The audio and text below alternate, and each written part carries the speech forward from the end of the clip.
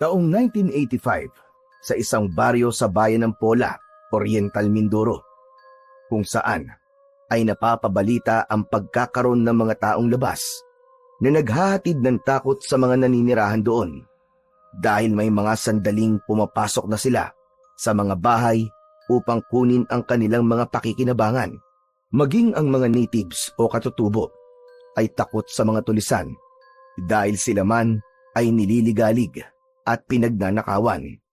Kaya naman, pagsapit ng dilim o bago pa pumatak ang ika-6 ng hapon, ay kailangan nasa kani-kanilang bahay na ang mga kabataan dahil sila man ay hindi ligtas sa mga masasamang loob. Lalo na't ang huling balita ay hindi lang mga tulisan ang mga taong namumugad sa kagubatan, kundi mga nilalang din ito na kampon ng kadiliman, mga aswang na ang layunin ay maghatid ng lagim at takot. Ang lipulin ang mga tao upang sila ang siyang maghari sa lugar na kanilang pinagkukutaan. Mag-aalas 8 na yon ng gabi, ang magkaibigang sina Obet at Goyong na parehong nasa edad 10 ay wala pa sa kani-kanilang bahay, kundi kasalukuyang binabagtas pa nila ang daan pauwi sa kanila. Inabot sila ng gabi sa panonood ng palabas sa Betamax sa Karatig Baryo at nagbayad sila ng 50 sentimos. Ang Betamax ay katulad ng VHS player na naging CD player kung saan ay mapapanood ang iba't ibang pelikula. Paborito kasi nila ang bida sa pelikula na kanilang pinapanood. Pelikula yon ng hinahangaan nilang si Fernando Poe Jr., Ang Panday, ang titulo. Lumang pelikula yon dahil taong 1980 pa ipinalabas sa mga sinihan. Subalit sa probinsya ay tila bago yon, lalo na kung noon lang mapapanood. Nagkataon na ang naturang pelikula ay ang pakikipagsapalaran ni Flavio na karakter ni FPJ doon sa pelikula.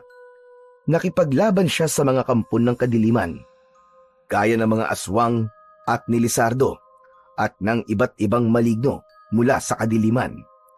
Kaya naman, habang naglalakad ang dalawang bata, ay tila binabalot na ng kaba at takot ang kanilang mga dibdib dahil naaalala nila ang mga eksena sa pelikulang Ang Panday. Pakiramdam nila ay nakasunod sa kanila ang mga aswang at maligno na nasa pelikula. Kaya ang kulang na lamang ay magpakita sa kanila si Panday upang ipagtanggol at tulungan sila sa kung anong pwedeng mangyari. Mabilis ang mga akbang ng batang sina Obet at Goyong habang papauwi sa kanila. Maglalakad pa sila ng halos 2 kilometro bago pa nila marating ang kani-kanilang tahanan. Buisit talaga yan, oh. Kung bakit kasi ang tagal bago inumpisahan yung pagpapalabas sa Betamax ng pelikula ni Panday, eh. Ginabi na tuloy tayo ng gusto. Oo nga eh. Paano? Ang tagal dumating ng baterya na gagamitin. Malas kasi nag-brown out pa. Pero buti na lang nagawa nila kagad ng paraan, no? Ang gara talaga ng palabas na yun. Ang husay ni Panday. Ang husay makipag-espadahan, no? Oo nga eh. Lahat ng mga kampo ng kadiliman, tepok talaga. Jack, maiinggit yung mga kalaro natin kapag nagkwento tayo sa kanila. Patuloy sa paglalakad ang dalawang bata at pilit na inaalis ang nararamdamang takot, kaya nagkwekwentuhan na lamang sila. Subalit habang naglalakad sila, ay may naramdaman silang tila kaluskos sa gawing damuhan na sumasabay sa kanilang paglalakad. Goyong, naririnig mo ba yun? Oo nga, parang may sumasabay sa atin sa paglalakad ah. Andyan sa madamong bahagi ng daan. Oo nga eh. Ano kaya yun, Goyong? Hindi ko rin alam, Obet. Hindi kaya katulad yun dun sa palabas na napanood natin? Yung nilalang na dumadaan sa ilalim ng lupa? Hindi kaya aswang yun at sinusundan tayo, Obet? Tama na. Natatakot na ako eh. Ikaw kasi ito nagpasimula eh. Kung ano-ano sinasabi mo eh, yan tuloy. Naku po, Diyos ko. Ayan na naman siya. Talaga nakasunod sa atin, Goyong. Ganito na lang, Obet. Bibilang ako hanggang 5. Tapos, Sabay tayong tatakbo na mabilis ha. O sige, bumilang ka na, umpisahan mo na. Okay. 1, 2, 4. Teka lang, ano ka ba? Bakit 1, 2, 4? Ba't 4 kagad? 3 muna bago 4, Goyong. Ay, sorry. Nagkamali lang. O sige, uulitin ko na. O ito, totoo na to ha. 1, 2, 3, 5. Takbo! Teka lang, mali pa rin. Kulang pa rin eh. 4 muna bago 5. Ayusin mo naman. Oo na, sige na. Natataranta kasi ako eh. Last mo na yan ha. Ayusin mo na ang pagbibilang. Oo na. Huwag ka na magreklamo. Lalo ako natataranta sa'yo eh. Magbibilang na sana uli si Goyong nang muli nilang maramdaman ang kaluskos na may kasama pang pag-angil ng kung anong nilalang. Huwag na tayo magbilang, Obet. Tumakbo na lang tayo. Nariyan na mga aswang. Yeah! Sandali! Hintayin mo ako, Goyong! Sabay na kumaripas ng takbo ang 2 bata at nakasunod nga sa kanila ang isang aswang na nasa anyo ng isang hayop na katulad ng aso. Umaangil ito at tumutulo ang laway. Hindi naman malaman ng 2 bata kung saan sila tatakbo dahil nakasunod sa kanila ang aswang. Sapagkat may kadiliman ang gabi at ang lugar na tinatakbuhan ng 2 bata ay may mga nakaharang na damo, hindi nila namalayan ang bangin at halos magkasunod silang nahulog doon. Ilang tanod naman ng barangay na nagpapatrol ang nakakita sa aswang na humabol sa mga bata. Kaya agad na ipinukol sa umaataking halimaw ang kanilang hawak na kawayang buho. Tinamaan naman ang aswang na agad na umatungal. Nasaktan ito at pilit na inalis ang kawayang buho na tumusok sa kanyang katawan. Nagawa nitong alisin ang isang buho na tumusok sa katawan niya. Itutusok pa rin sana ng isa pang lalaki ang hawak na buho nang biglang umatungal ito at saka tumakbo ng papalayo ang aswang. Sa pagtakas na ginawa ng halimaw, ay saka palang pinuntahan ng mga tanod ang 2 bata na nahulog sa may bangin. Agad na hinanap nila ito gamit ang dala nilang flashlight. Nasumpungan nila ang 2 bata na walang malay. Salamat na lamang at hindi kataasan ang bangin na yon at may mga tuyong damo sa ibaba. Kaya hindi masyadong napasama ang pagkakabagsak ng mga ito. Binuhat ng mga tanod ang 2 bata at iniuwi sa kanilang bahay. Labis ang pag-aalala ng mga magulang ni Goyong. Ganon din ang lolo Samuel ni Obet dahil sa nangyari sa kanyang apo. Betapo, may nararamdaman ka bang masakit? Nahihilo ka ba o nasusuka? Hindi po, Lolo Samuel. Ayos lang po ako. Apo, hindi mo kailangan magsinungaling. Sabihin mo sa akin ang totoong nararamdaman mo. Wala nga po, Lolo. Ang ulo mo, masakit ba? O nasusuka ka? Konting sakit lang po, Lolo, pero hindi naman po ako nasusuka. Siguro po dahil po to sa bukol ko. Sabi ko na nga po sa inyo ayos lang po ako kaya wag po kayong mag-alala Apo, ayoko lang na may masamang mangyari sa'yo. Wala po mangyayaring masama sa akin, Lolo Samuel. Pumalatag naman po kayo. Basta, kapag may nararamdaman kang hindi maganda, sabihin mo kagad sa akin, ha? Opo, Lolo. Kasalanan po kasi ito ng aswang na yun Sigurado ka bang aswang ang umabol sa inyo ni Goyong? Opo, Lolo. Hindi po ako maaaring magkamali. Sigurado po ako 100% po. Ang mga tulisan sa bundok, maaaring sila ngayon. Dahil ang sabi, mga aswang din sila. Dapat po. Mahuli na po ang mga yun Kasi kawawa po ang mga tao mabibiktima nila. Wala pong kalaban-laban tapos papatayin po nila. Tama ka po. Pero hindi magiging madali. Lalo na't hindi pagkaraniwang nilalang ang mga aswang na yon. Isa pa, wala ring may alam kung saan sa gubat sila nanganganlong. Nakakatakot na po dito sa baryo natin, Lolo Samuel. Kaya nga, huwag niyo nang uulitin ang ginawa niyo ni Goyong. Inabot kayo ng gabi sa panonood ng Betamax sa kabilang baryo. Hindi po dapat kami gagabihin kung naumpisahan sana ng maaga ang pagpapalabas ng pelikula ni FPJ eh. Pero ang mahalaga doon, ligtas kayong dalawa na nakauwi. Kaya alam po, tsak na-atake uli ang aswang na humabol sa amin. Malamang hindi yun titigil hanggang wala po siya nabibiktima. Dahil sa nangyari sa dalawang bata, ay iniwasan na nito ang magpaabot ng gabi na nasa labas pa sila ng bahay. Kung manonood man sila ng Betamax sa kabilang baryo, ay sa araw na lang ng Sabado at tiniyak nilang hindi na sila aabutin ng gabi.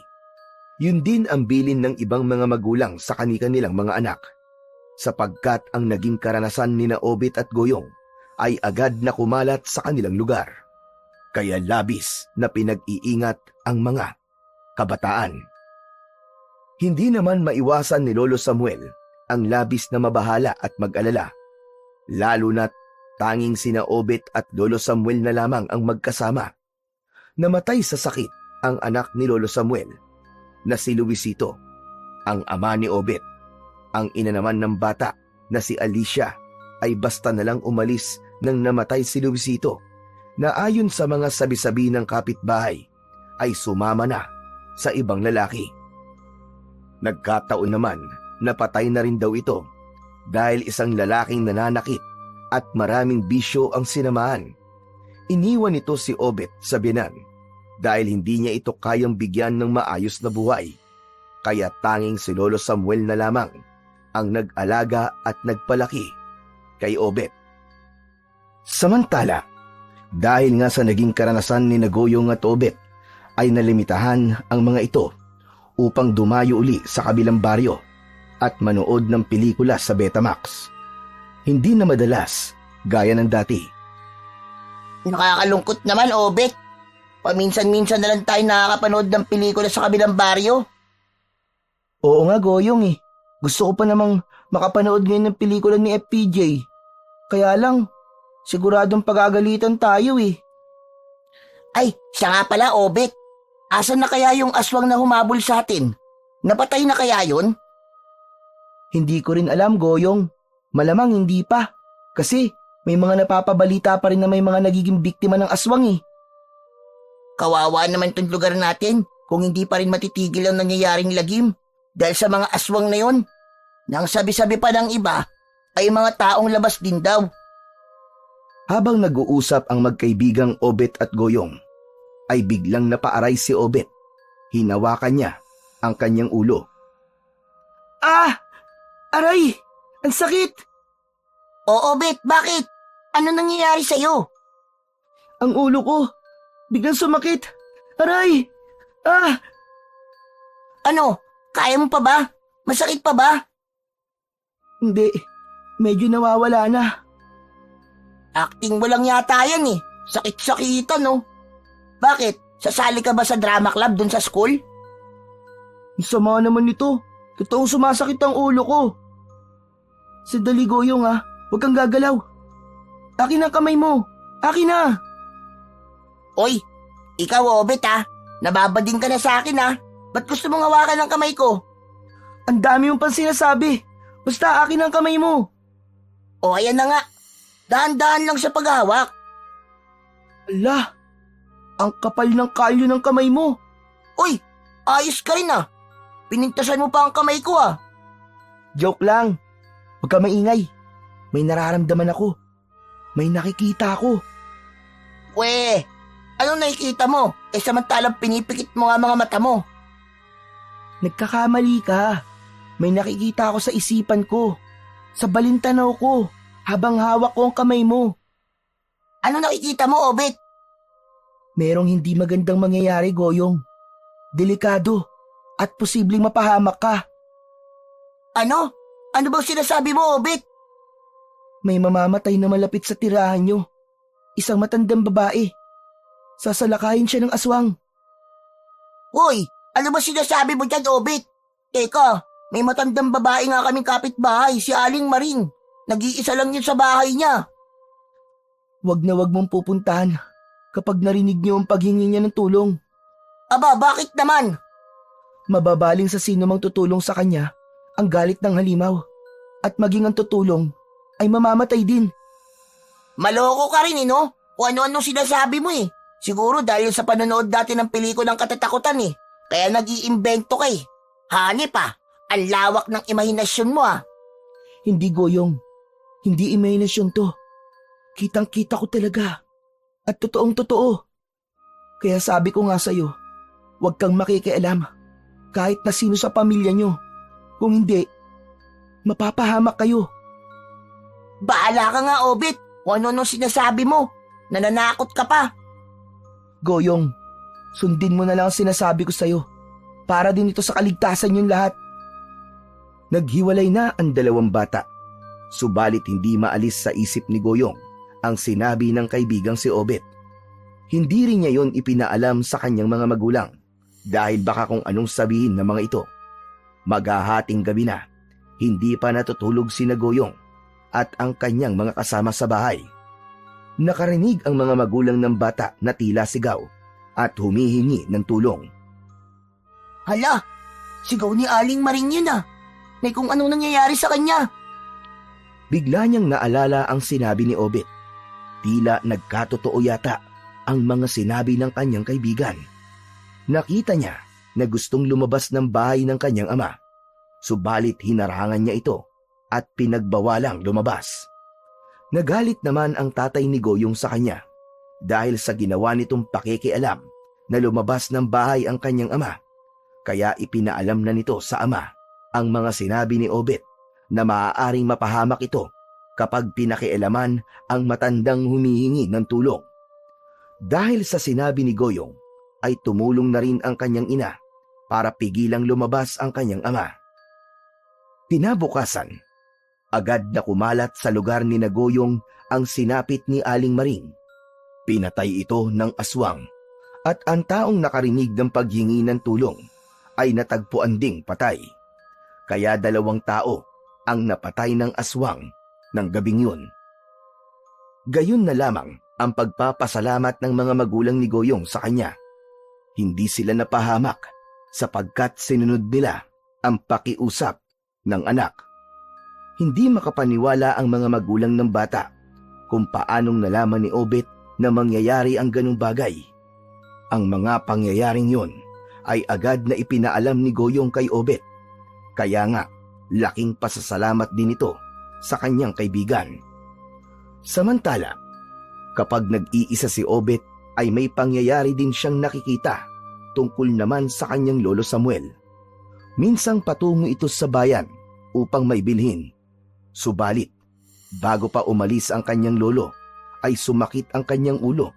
Kasunod ay tila may nakita siya sa kanyang balintanaw. Magkakaroon ng barilan sa lugar na pupuntahan ng kanyang lolo. Kaya, pinigilan ni Obet na umalis ang kanyang lolo.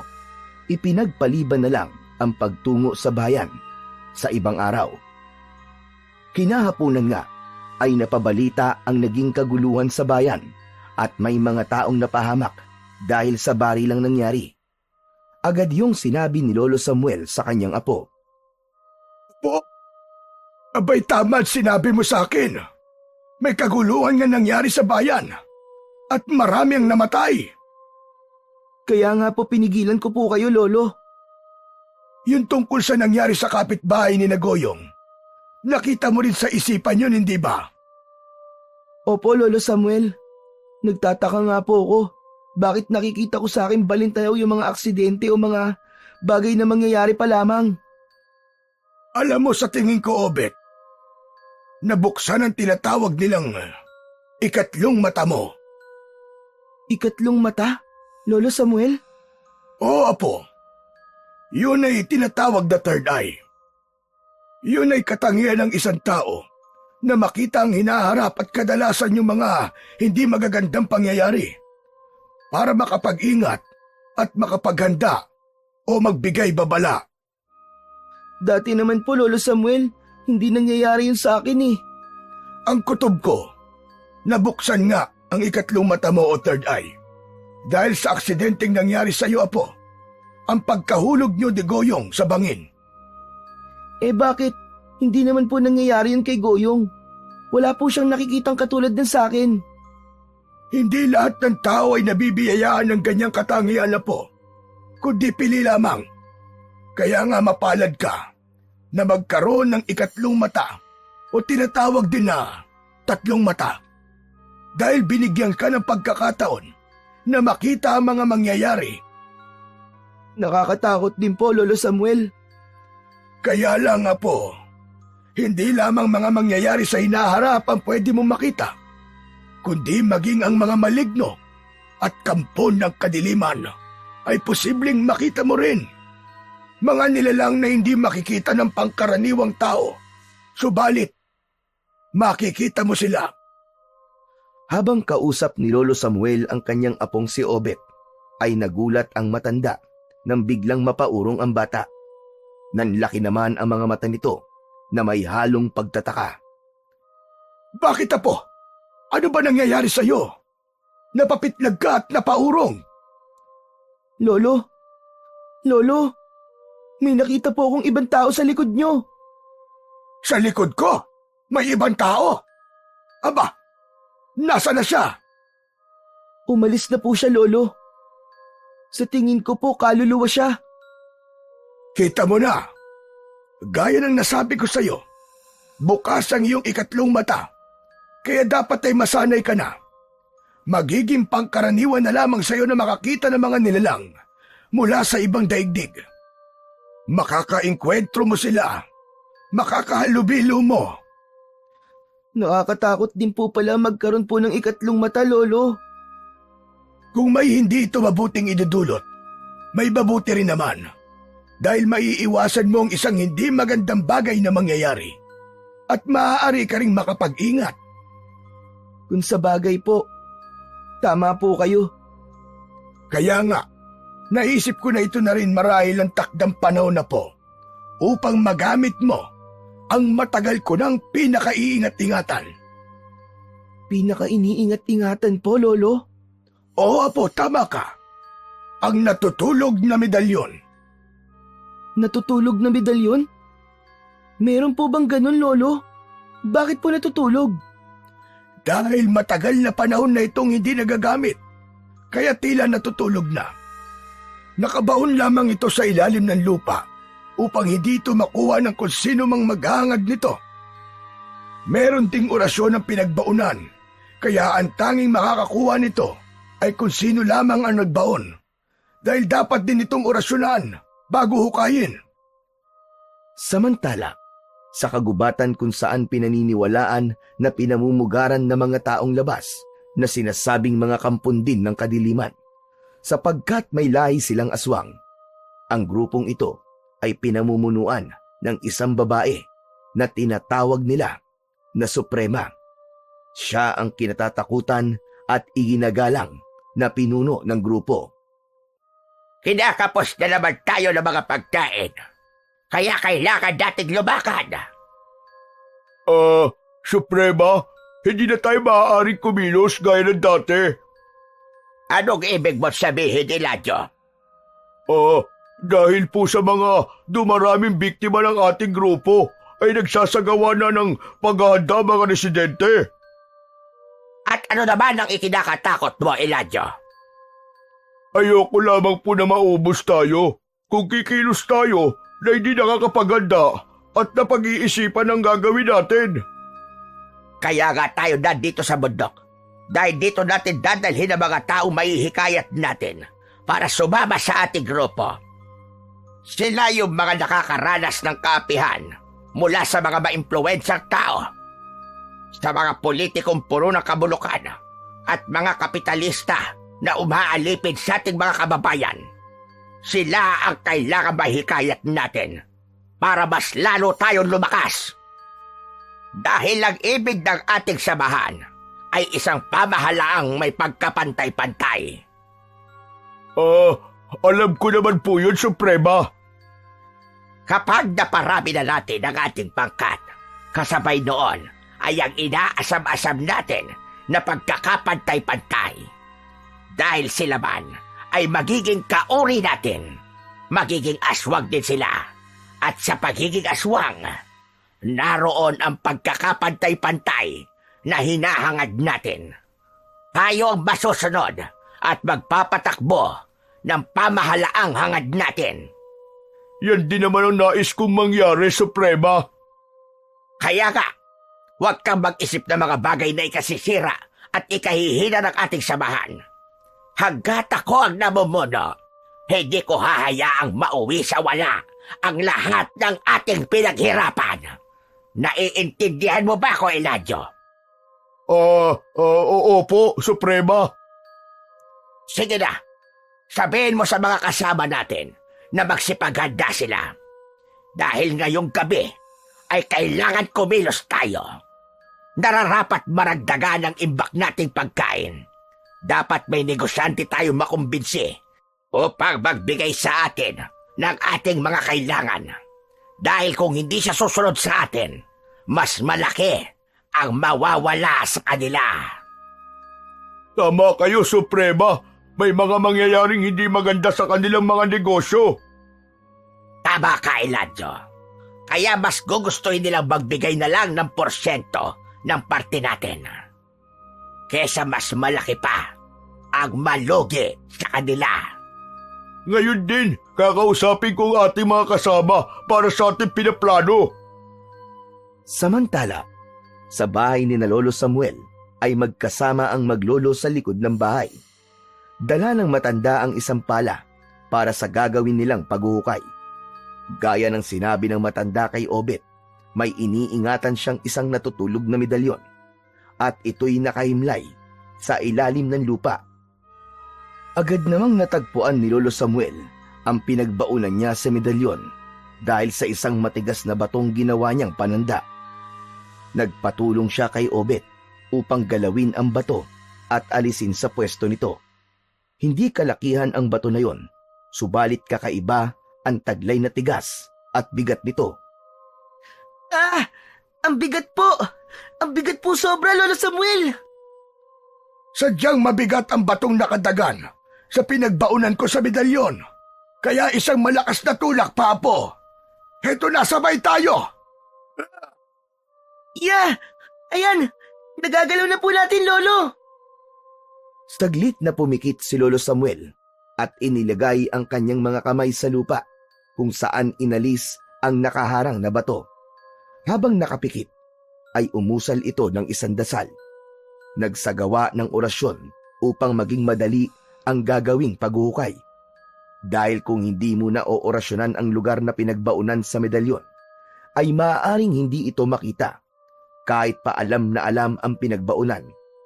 Nang matapos ang orasyon, ay hinihanda na ni Lolo Samuel ang gagamitin sa paghuhukay. Ngayon naman, ay sisimulan ko ng hukayin para hanapin ang maliit na sisidlan na yari sa stainless na pinaglalagyan ko sa medalyon. Lolo, sandali po! Bakit Apo? Nanlalaki na naman ang mga mata mo. Lolo, may nakikita na naman po ako sa tabi niyo at parang galit po siya sa inyo. Isang kakaibang nilalang po. Nagsimula na namang gumana ang iyong third eye, Apo. Kaya kung ano-ano na naman ang nakikita mo, ang lugar na kinaroroonan natin ngayon ay lugar na sinasabing tirahan ng iba't ibang nilalang na gaya mo lang ang makakakita dahil sa taglay mong third eye. At kahit ako, hindi ko sila makikita. Lolo, bakit kasi sa ganitong klaseng lugar mo ibinaon ng medalyon? Dahil silang mga nilalang ang maaaring maging bantay nito. Ang totoo, hindi lahat ng mga nakikitang nilalang ng taong may third eye ay mapanganib. Ang iba sadyang nagpapakita lamang. Subalit wala silang intensyong manakit. Ipinababatid lamang nila na bahagi pa rin sila ng mundong ito. Pero may masasamang nilalang din po na pwede akong makita, Lolo Samuel. Tama ka po. Ganun na nga. Habang nag-uusap ang maglolo, ay patuloy naman sa paghuhukay si Lolo Samuel gamit ang pala. Hindi matigas ang lupang pinagbaunan, kaya hindi nahirapan ang matandang lalaki na hukayin ang kanilang hinahanap. Hanggang sa merong tamaan ng pala si Lolo Samuel. Ayun, Lolo! May matigas na bagay kang tinamaan! Mukhang yun na ang hinahanap natin, Apo. Inihintunan ni Lolo Samuel ang paghuhukay gamit ang pala, kundi kamay na lamang niya ang kanyang ginamit upang kapain ang matigas na bagay na tinamaan niya. Maya-maya lang ay napangiti ng malaki ang matandang lalaki. Ito na nga yun, Apo. Nahanap ko na. Agad na inalis ni Lolo Samuel sa hukay ang natagpuang lalagyan ng medalyon.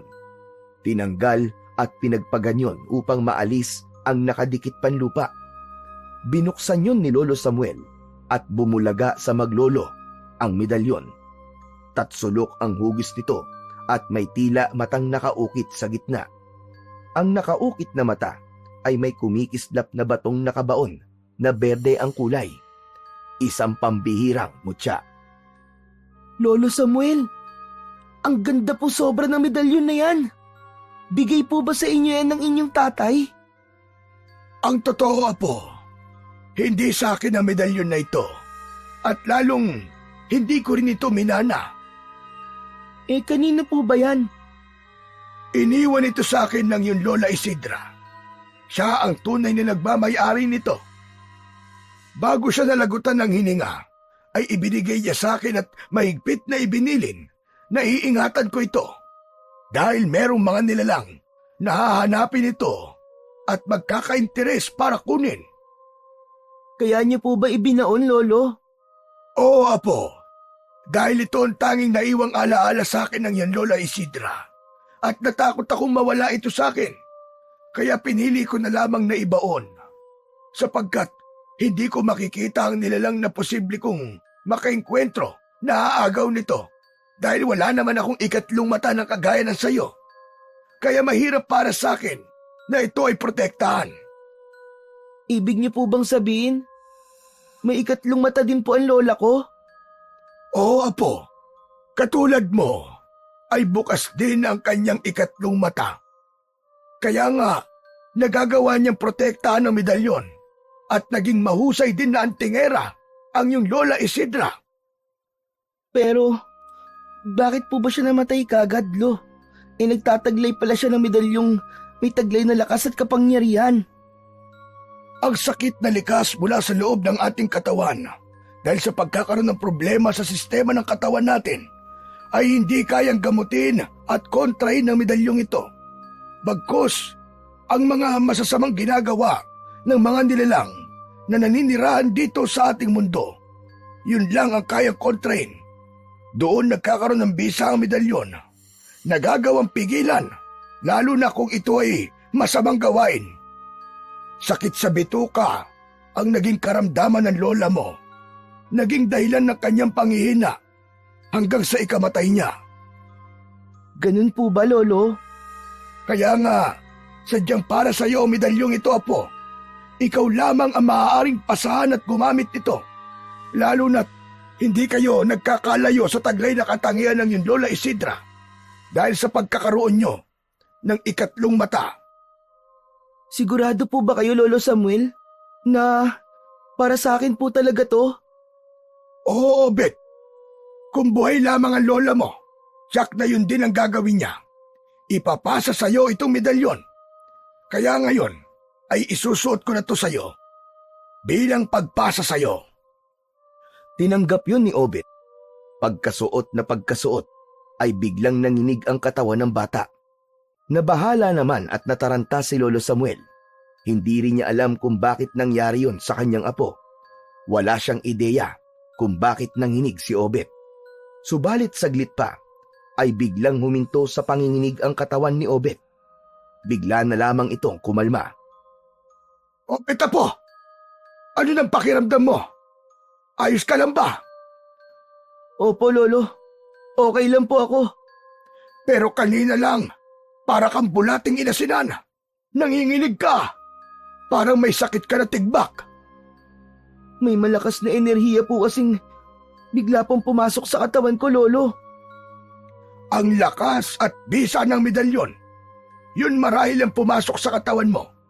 Ibig lang sabihin, ay match ang medalyon sa katangiang taglay mo. Ngayong ako na po nagtataglay sa medalyong ito, Lolo. Ano po ang gagawin ko? Sa iyong mga kamay nakasalalay ang pagtatanggol sa mga taga rito sa ating baryo. Ikaw na ang inaasahan para harapin ang masasamang nilalang. Lalo na ang mga kampon ng kadiliman, Apo. Ikaw ang bagong tagapagtanggol.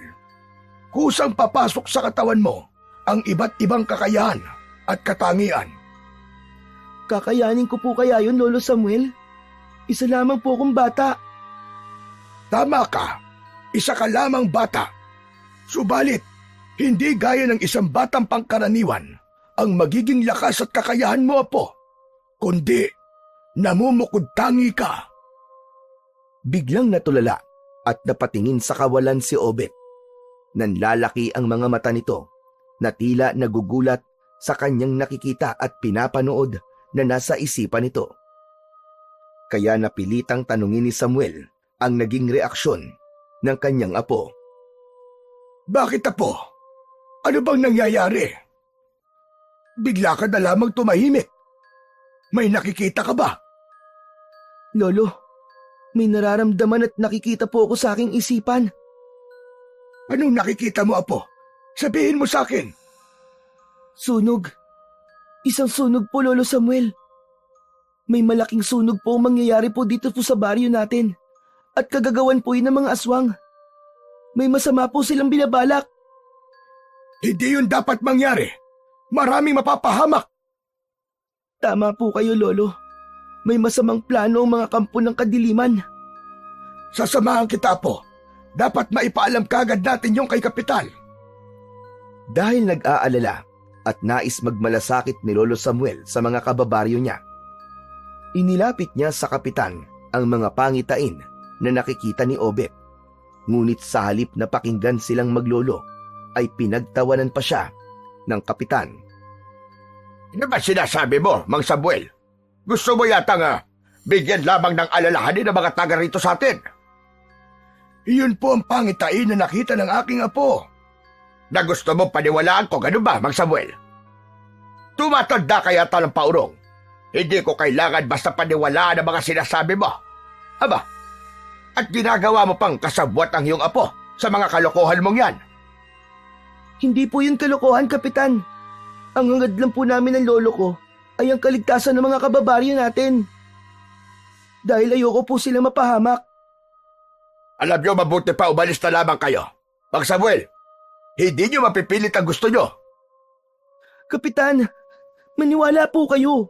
Ganun po talaga ang nakita ko at marami mga kababaryo po natin na mamamatay ng dahil po sa sunog na yun. Obet, pati ba naman ikaw? Gusto mo akong makumbinsi?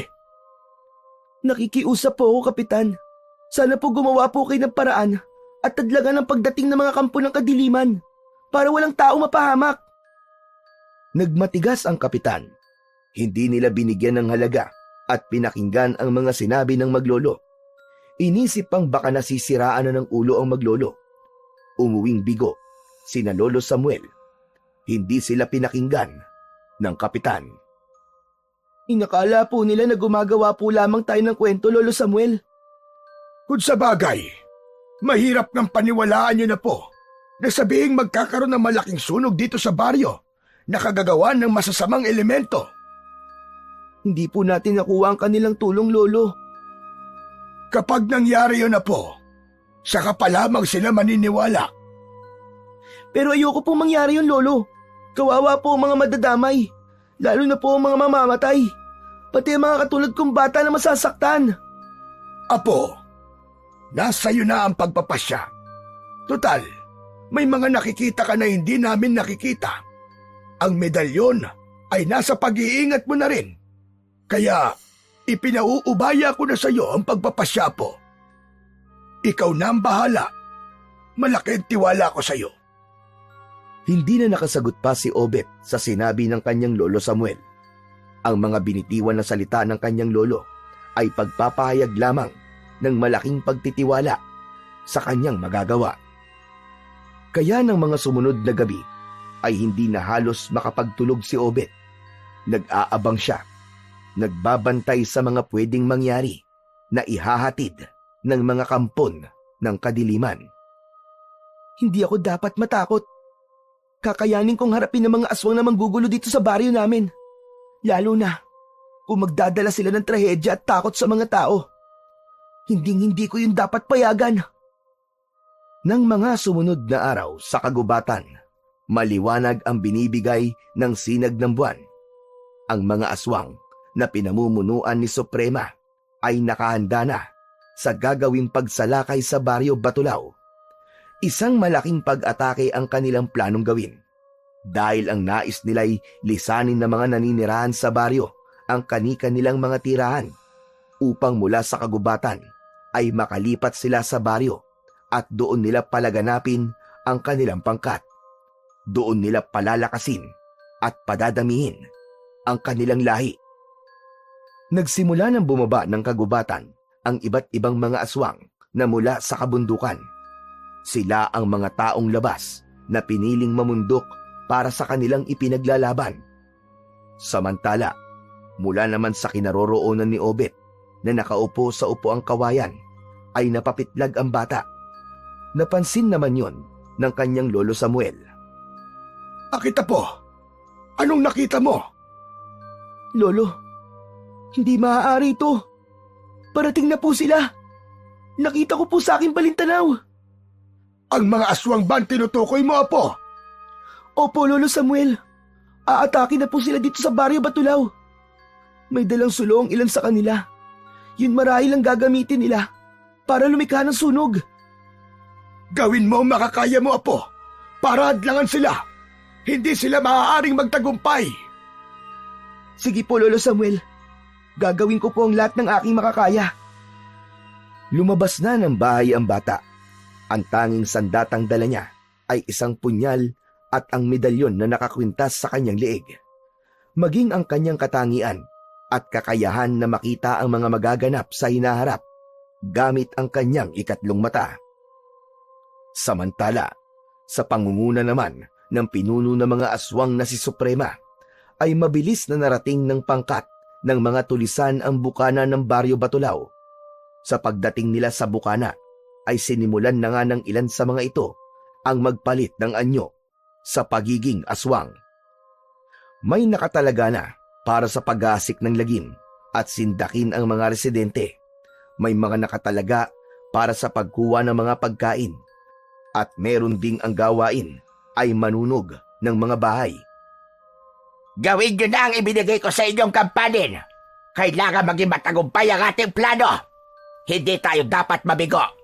Ipakita at iparamdam natin sa mga taga rito na hindi tayo nagbibiro. Itaboy ang dapat na itaboy upang lisanin nila ang lugar na ito. Sige na! Kumilos na kayo! Nagkanya-kanya na ng lakad ang mga alagad ni Suprema. Handa nilang gawin ang utos ng kanilang pinuno dahil naniniwala sila na si Suprema ang magdadala sa kanila ng buhay na kanilang hinihintay. Buhay ng pagkapantay-pantay, buhay na sagana at kinatatakutan, buhay na kanilang niyakap, buhay tulisan at pagiging bahagi ng lahing aswang. Samantala, naiwan sa kanilang kubo si Lolo Samuel. Hindi niya maaaring samahan si Obet upang harapin ang mga kampon ng kadiliman. Kaya ang tanging magagawa niya ay minsan pang magsagawa ng ritual para sa orasyon upang patuloy na manatili ang bisa ng medalyon at maprotektahan ang kanyang apo sa kakaharapin nitong laban. Nag-umpisa nang magasik ng lagim ang mga aswang. Unang pinuntirya ng mga ito ang mga alagang hayop. Ginawa nilang biktima ang mga ito dahil wala silang makitang tao sa labas, sapagkat karamihan sa kanila ay nasa loob ng kani-kanilang mga bahay. Dinig ng mga taong nasa loob ng bahay ang nangyayari sa labas at nakikita rin nila sa pamamagitan ng pagsilip sa kani-kanilang mga bintana. Hinarap ni Obet ang mga aswang na nambibiktima ng mga alagang hayop. Binalaan niya ang mga yon. Hoy! Mga pangit na aswang! Itigil niyo yan! Hindi na kayo naawa sa mga hayop! Wala naman silang masamang ginagawa sa inyo! Tumigil sa kanilang pambibiktima ang mga aswang at tumitig ng matalim kay Obet, pero ipinagpatuloy pa rin ng mga halimaw ang kanilang ginagawa. Aba, talaga matigas sa mga ulo nyo Ayaw nyo akong pakinggan Sinugod ni Obet ang mga halimaw. Hindi sanay sa pakikipaglaban ng bata. Subalit dahil sa enerhiyang bigay ng medalyon, ay nagkaroon siya ng kakaibang lakas at bilis. Maging ang tapang upang humarap sa mga kampon ng kadiliman. Nasugatan niya ang mga aswang na kanyang inatake. Sa simula ay minaliit na mga aswang ang batang si Obet. Inisip nila na kayang-kaya nila ito, subalit yun ang kanilang malaking pagkakamali sapagkat hindi nila kinaya ang bilis at liksi ni Obet. Bukod sa grupo ng mga aswang na lumalapa sa mga alagang hayop, ay hinarap din ni Obet ang isang grupo na nanloloob at kumukuha ng mga gamit at pera ng mga residente. Hinarang niya ang mga yon. Mga demonyo kayo! Hindi na kayo naawa sa mga taong ninanakawan nyo! Pinaghirapan nila ang mga kinuha nyo sa kanila! Itigil nyo ang ginagawa nyo! Kung hindi, may paglalagyan kayo sa akin! Tila walang narinig ang mga lalaking kaharap ni Obet. Tinawanan pa siya ng mga ito. Aba, nagtatapang-tapangan ng isang paslit. Bakit? May magagawa ka ba para pigilan kami? Oo! Kaya ko kayo!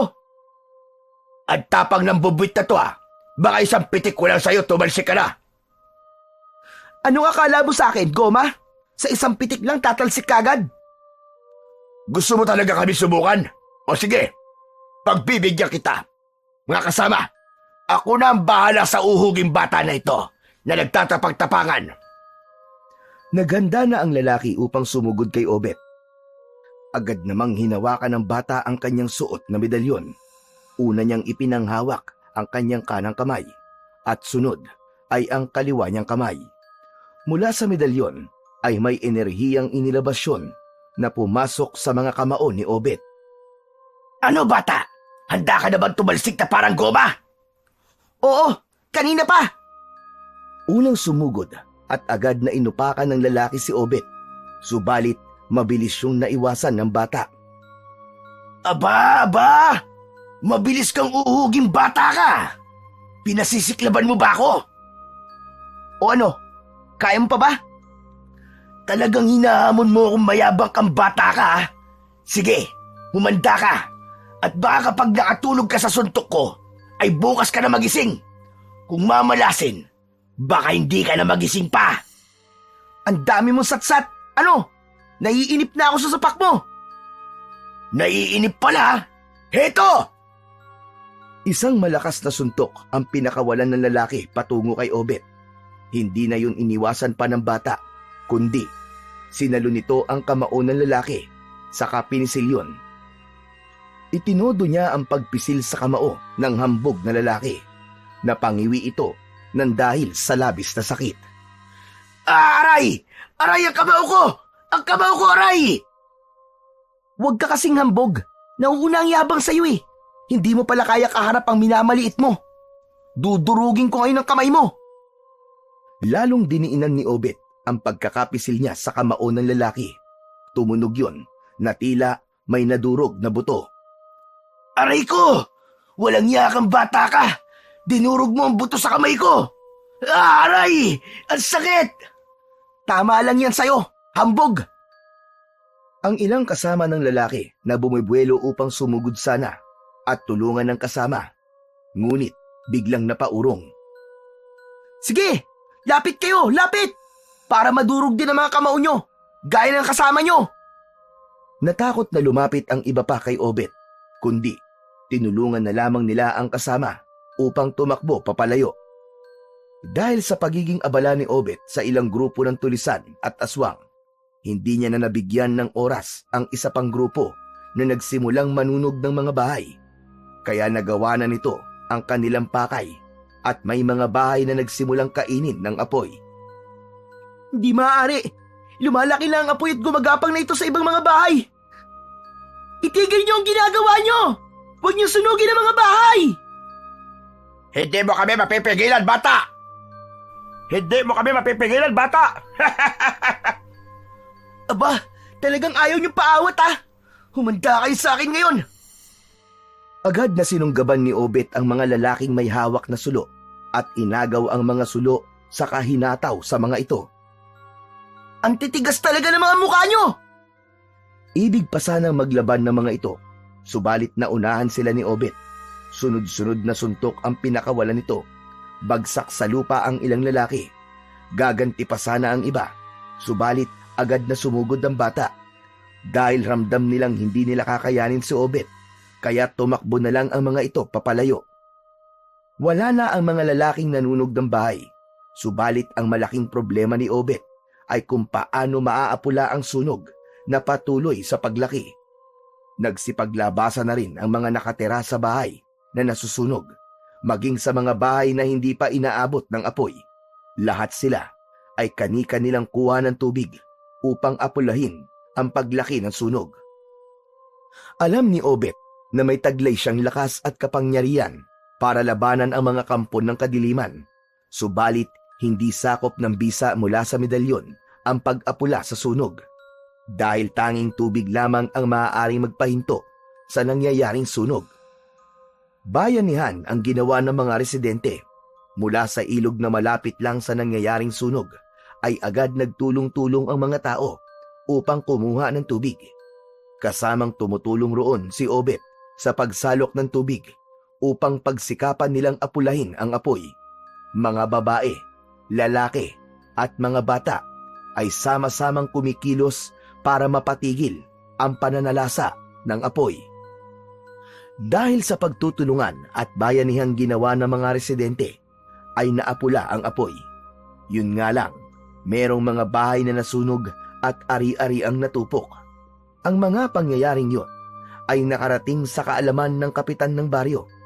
Agad nitong naalala ang mga sinabi at pakiusap ni Lolo Samuel at Obet na kailangang maghanda sila dahil sa malaking sunog na posibleng mangyari sa kanilang baryo.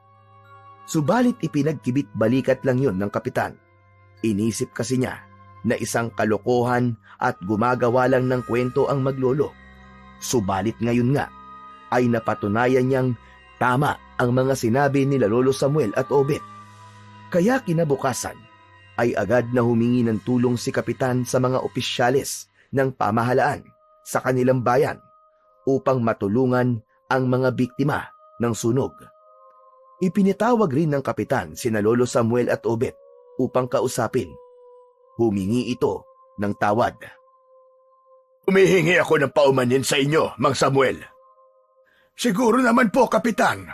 Naisip nyo na hindi kalokohan ang mga sinasabi namin. Oo, Mang Samuel. May mga kalalakihan palang nagpunta dito sa baryo at sila may kagagawan ng kawalang-yahang yun. Opo, Kapitan. May masama po silang plano sa baryo at gagawin po nila ang lahat para sirain ang lugar na to, para wasakin at iwan ng mga tao tong lugar. Bakit ba marami kang nalalaman, Obet? Nahihiwagaan na ako sa iyo, Kapitan, sabi nga ng apo ko sa inyo, nakikita ng apo ko mangyayari sa hinaharap. Lalo na yung mga sakunang pwedeng ikapahamak ng mga taga rito sa ating baryo. Mangyaring, hindi kagad kasi ako naniniwala sa mga sinasabing third eye na yan. Ngayon, Kapitan, panahon na para maniwala kayo dahil pinatutunayan nyo ng aking apong si Obet. Pero hindi po namin kayo pipilitin, Kapitan. Kaya lang, handa pa rin akong sabihin sa inyo kung ano po ang nakikita ko para maiwasan at mapigilan po masamang pwede mangyari. Samantala, silipin natin ang kuta ng mga tulisan na nagatid ng gulo at takot sa mga taga-baryo Batulao. Nagngingit-ngit sa galit ang kanilang suprema. Mga inutil! Mga hangal! Mga walang silbi! Hindi nyo nagawa ng maayos sa mga sinabi ko! Bumalpak kayo! Suprema, ginawa naman ng mga alagad natin ang kanilang gawain. Pero kulang pa. Hindi ako kontento sa kanilang ginawa. Bumalik ang iba na takot. Dahil may pumigil sa kanila. Merong nakialama. Yun na nga ang sabi nila, Suprema. Isang paslit daw. Isang bata na may kakaibang kapangyarihang taglay ang nakialam sa kanila. Nakita mo na. Isang paslit. isang batang sipunin ang kinatatakutan nila. Nagpadala sa pananakot ng isang bata. Mga inutil, baka walang silbi. Suprema, ang sabi nga nila ay hindi siya pangkaraniwan. May lakas at kapangyarihan sa taglay, Suprema. Sino ba ang batang yon? Bakit may kapangyarihan siya? Naiintriga ako sa kanya. Kung hahayaan natin ang batang yun, Suprema, siya maaari sumira ng ating mga plano. Dahil tsak, magiging malaki siyang hadlang sa atin. Hindi maaari yon. Hindi ako papayag na mahadlangan ng kahit na sino ang aking plano. Lalo na kung isang paslit na sipunin lamang. Kailangan makita at makilala ko ang batang yon. Hindi matanggap ng Suprema ang balitang yon na nasira ang kanilang mga plano dahil lamang sa isang bata. Sampal yun sa kanya na isang bata lamang pala ang makakahadlang sa kanyang nasimulan. Samantala, sa pag-iisa ni Obet ay muli siyang may nakita sa kanyang balintanaw gamit ang kanyang ikatlong mata. Isang babae. Isang babae pala ang pinuno ng mga aswang na yun. Isang matandang babae. Yung bang nakita mo, Apo? Opo, Lolo Samuel. Siya ang may kagagawa ng kaguluhan. Napakatapang naman ng matandang babaeng yon. Siya ang kailangan kong makaharap, Lolo Samuel. Dahil siya ang nag-uutos para magasik ng takot at kaguluhan dito sa baryo. Ano pang nakikita mo, Apo? Naghahanda uli sila sa isa pang pagsalakay. Hindi talaga sila magpapaawat, Lolo. Hindi sila titigil. Kaya dapat maging handa ulit tayo, Apo. Mainam na nakikita mo ang kanilang mga binabalak para alam mo kung ano ang dapat nating maging plano upang pigilan sila.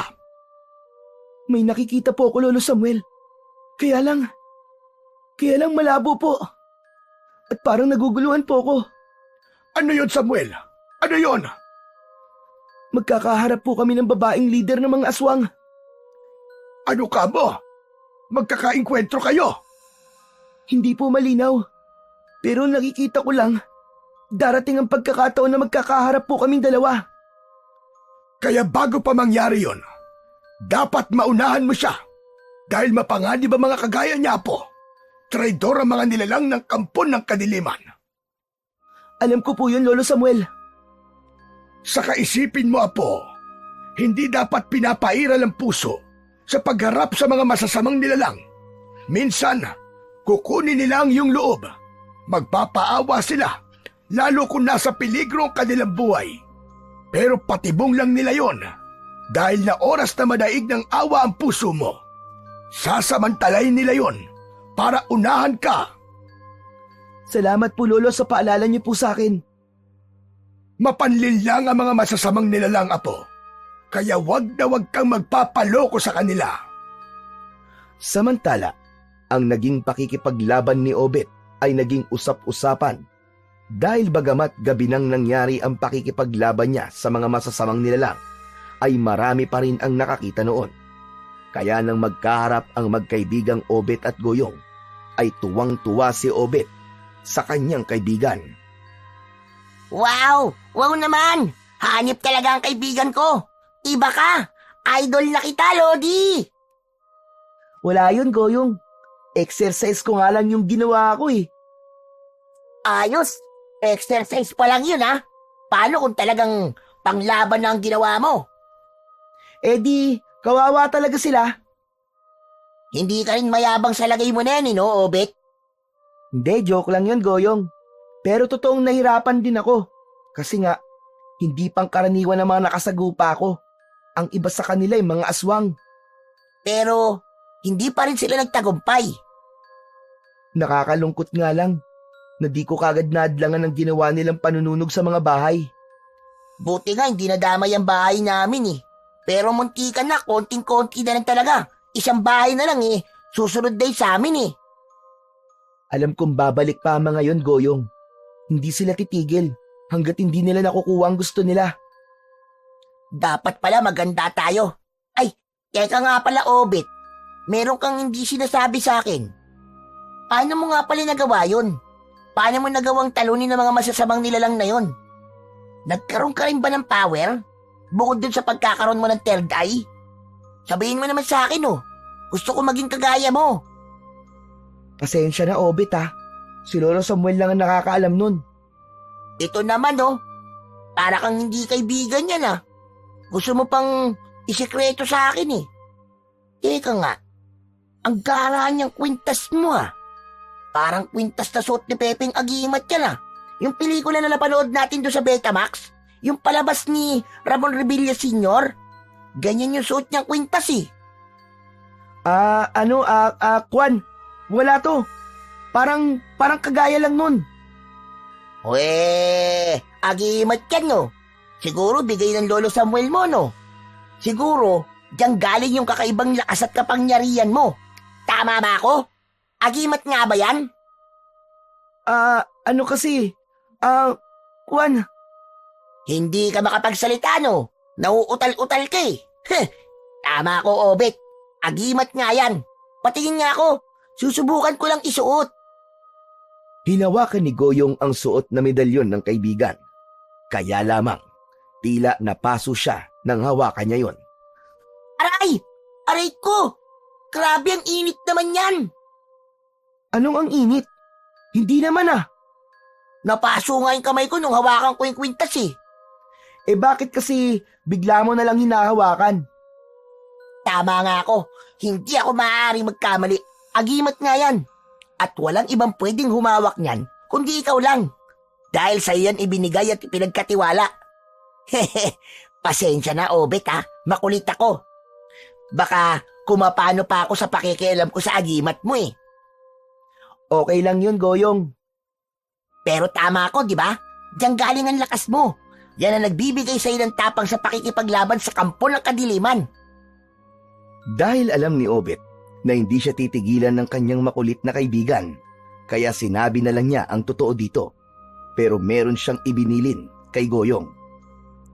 Sabi ko na nga ba Tama ako Pero Goyong, atin-atin lang yun Dapat walang ibang makakaalam. Saka kaibigan naman kita at pinagkakatiwalaan. Kaya alam kong di mo yun sasabihin sa kahit na kanino. Oo naman, siyempre. Magkaibigan tayo. Kaya maaasahan mo ko at mapagkakatiwalaan. Salamat, Goyong Ipinagmamalaki kita, Obet, dahil nagkaroon ako ng kaibigang kagaya mo. Isang kaibigan na tagapagtanggol ng Baryo Batulaw. Mabuhay si Obet!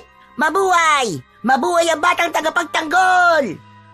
Hoy, ano bang ginagawa mo, Goyong? Kala ko ba hindi mo sasabihin kahit kanino, pinagsisigawan mo pa? Ipinagbubunyi ko lang yung pagiging superhero mo. Ano ka ba? Sabi ko nga sa'yo, atin-atin lang, di ba? Tapos sigaw ka pa ng sigaw, ang ingay-ingay mo. Ay, oo nga pala. Patsensya ka na, sorry. Oo na, sige na. Tara na nga. Saan tayo pupunta? May ililigtas ka ba? Gagawin mo akong sidekick? Hindi kundi kukuha tayo ng duwat tapos maglalaro. Ikaw talaga kung ano-anong iniisip mo. Bagamat may malaki ng pagbabago sa buhay ni Obet at nagkaroon na siya ng responsibilidad sa pagtataglay ng medalyon, ay nanatili pa rin ang kanyang pagiging bata.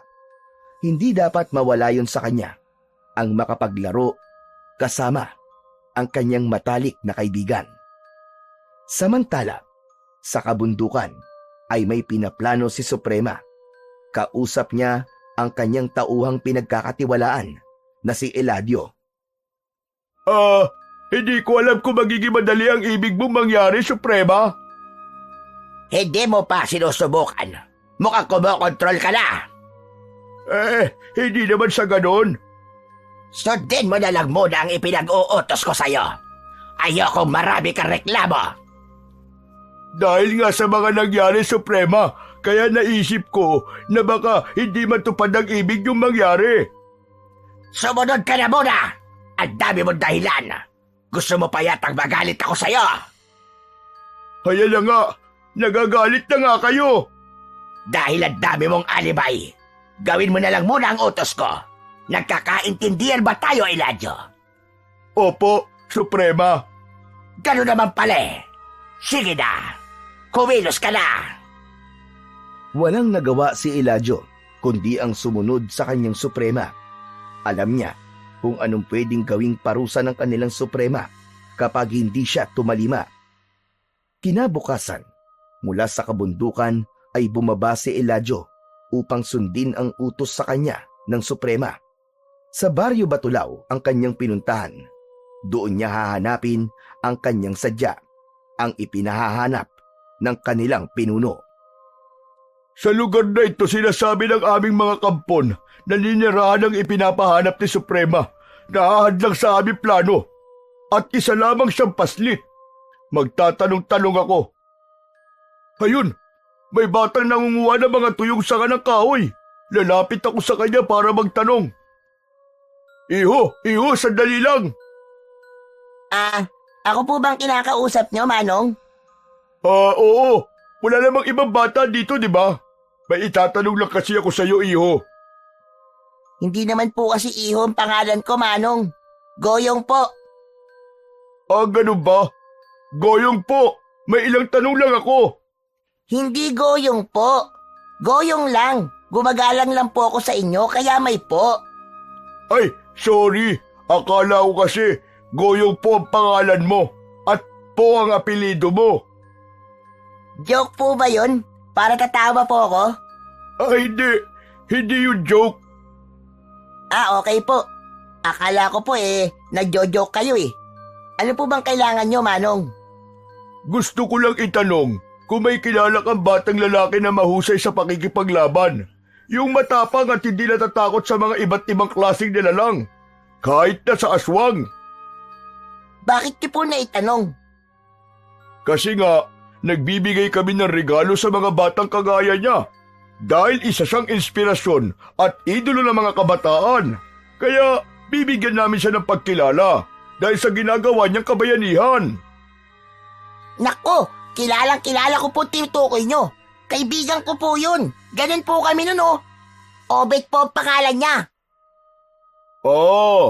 Obet pala ang pangalan niya. Opo, tsaka mabait po yun. Kasi kaibigan ko yun eh. Ay, teka nga pala. May pera din po ba kayong ibibigay sa kanya? Para masabi ko po kagad sa kanya. Hindi pwedeng sabihin. Basta sorpresa ang ibibigay namin sa kanya. O sige na aalis na ako. Babalik na lang ako para dali ng sorpresa sa kanya. Sandali lang po, Manong. Ako po ba wala pong regalo?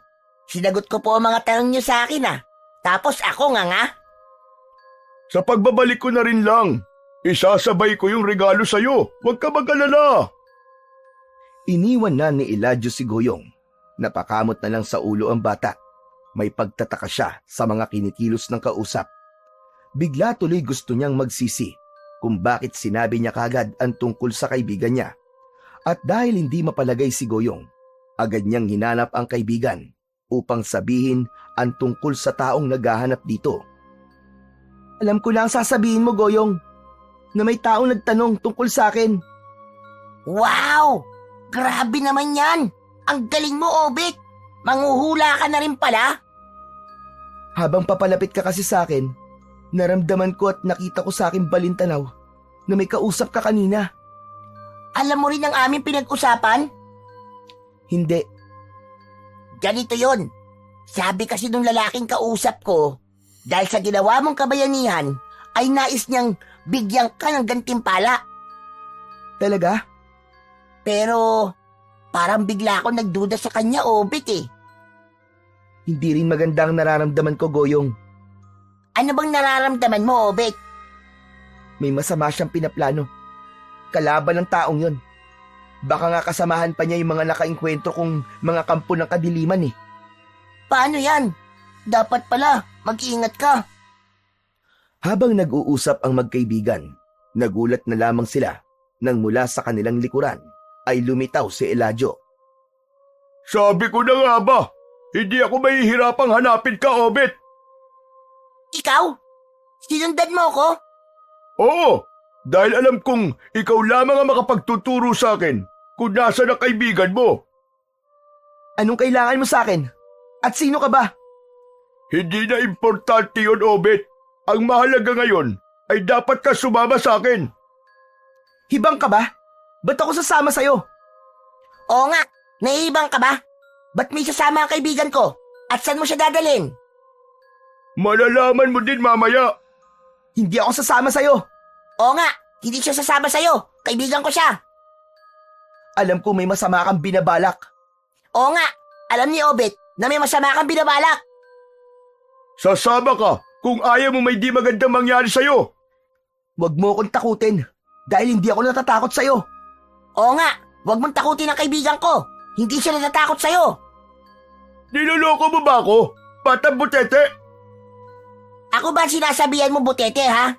Oo, dahil malaki ang tiyan mo. Para kang butete. Masama pala ang tubo ng dila ng bunganga nito, Obet eh. Mapanakit ng damdamin. Kailangan may sama kita, Obet, sa ayaw at sa gusto mo. Hindi ako sasama sa'yo. Hinawakan ni Eladio sa braso si Obet. Nakialam naman si Goyong. Tinabig nito ang bata at tinamaan sa muka, kung kaya natumba ito. Ang sama mo! Sinaktan mo ang kaibigan ko! Pasaway kasi siya. Pakiilamero. Pero hindi mo siya dapat sinaktan! Biglang hinawakan ni Obet ang kamay ni Eladio. Pinisil yun na tila ibig durugin. Napangiwi at napasigaw ito nang dahil sa sobrang sakit. Ah! Iko! Bitiwan mo ang kamay ko! Mababali! Sige, Obet, durugin mo ang kamay niyan. Salbahe yan eh. Mapalakit ng bata. Ano ba talagang kailangan mo sa akin, ha? Bakit gusto mo akong isama? Magsalita ka! Magsalita ka! Aray! Ang kamay ko! Bitiwan mo muna ang kamay ko! Saka ko sasabihin sa'yo! Aray! Ang sakit! Binitiwan ni Obet ang kamay ni Eladio. Subalit nang bitiwan yun ng bata, ay biglang tumakbo yun upang tumakas. Nagmamadaling lumayo. Hahabulin sana ni Goyong, pero pinigilan siya ni Obet. Duwag! Bumalik ka rito! Duwag! Hayaan mo na siya, Goyong. Ang yabang-yabang. Duwag naman pala. Hatawa, ang galing mo, Obet. Ang liit-liit ng kamay mo pero nung hawakan mo yung lalaki, napangiwi siya ng dahil sa sakit, dahil sa pagpisil mo. Ang lakas ng kamay mo. Halos madurog ang buto niya sa kamay. Talagang may masamang plano sa akin ng lalaking yun. Pero hanggang yabang lang siya, Obet. Kaninang hawak ko ang kamay niya, may naramdaman ako, Goyong. Malambot ba ang kamay niya? Na-inlove ka ba sa kanya? Loko-loko! Anong akala mo sa akin? Joke lang. Masyado mo kasing seryoso eh. Ano bang naramdaman mo? May nag-utos sa kanya, Goyong. Tagasunod lang siya. Ibig mo sabihin, may mas mataas pa sa kanya? At yun ang talagang may kailangan sa'yo? Ganun na nga ang kutob ko. Mas mapanganib ang nilalang na yun. Kaya siyang nais kong makaharap. Paano? Umalis na nga siya at natakot sa'yo eh. Ramdam kong babalik siya, Goyong. Hindi yun makukontento hanggat hindi ako na isasama. Umuwing bigo si Eladio, kaya ganun na lang ang galit ng Suprema. Sinaktan nito ang kanang kamay. Katulad ka rin nilang inutil, Eladio. Nasa harap mo na pala. Hindi mo nagawang isama dito. Napakawala mo kwenta. Pasensya na po kayo, Suprema. Huwag na po kayo magalit sa akin. Paanong hindi ako magagalit? Ay nakakagalit ang ginawa mo. Wala kang silbi. May iba pang pagkakataon, Suprema. Bigyan niyo pa po ako ng isang pagkakataon. Sige, bibigyan kita. Pero kailangan matiyak mong hindi ka napapalpak. Dahil kung hindi, wala nang ikatlong pagkakataon. Dahil sa ikalawang pagkakataon kapag pumalpak ka pa, magkakahulugan na yon ng iyong kamatayan. Naiintindihan ko po, Suprema. Maigi yung nagkakaintindihan tayo. At ayoko nang marinig ang dahilan mo na mas malakas at mapanganib ang paslit na yon. May isip ka, kaya dapat gumawa ka ng paraan. Kaya aasahan ko na sa pagbabalik mo sa kanya, maisasama mo na dito ang paslit na yon. Nang makauwi si Obet sa kanila, ay agad namang ipinaalam niya sa kanyang lolo Samuel ang naging karanasan nila ni Goyong. Isa lang ang ibig sabihin nito, Apo. May naghahangad ng kapahamakan mo. Sila ang mga nakainkwentro mo na ang ibig ay pigilan ka dahil malaki kang hadlang sa anumang pinaplano nila. Hindi sila magtatagumpay, Lolo Samuel. Hindi ko papayagan na magasik sila ng lagim sa ating baryo. Tama yun, Apo. May ipinakita po sa akin ng ikatlong mata ko, Lolo, na tungkol po sa isang nilalang na sa palagay ko ay ang pinakapinuno nila. May iba pa silang binabalak. Hindi po sila titigil. Pero ang plano niya ngayon ay ako ang una nilang nais pigilan. Kaya may masama po silang binabalak sa akin. Pero bago nila magawa yon, dapat ko na silang maunahan.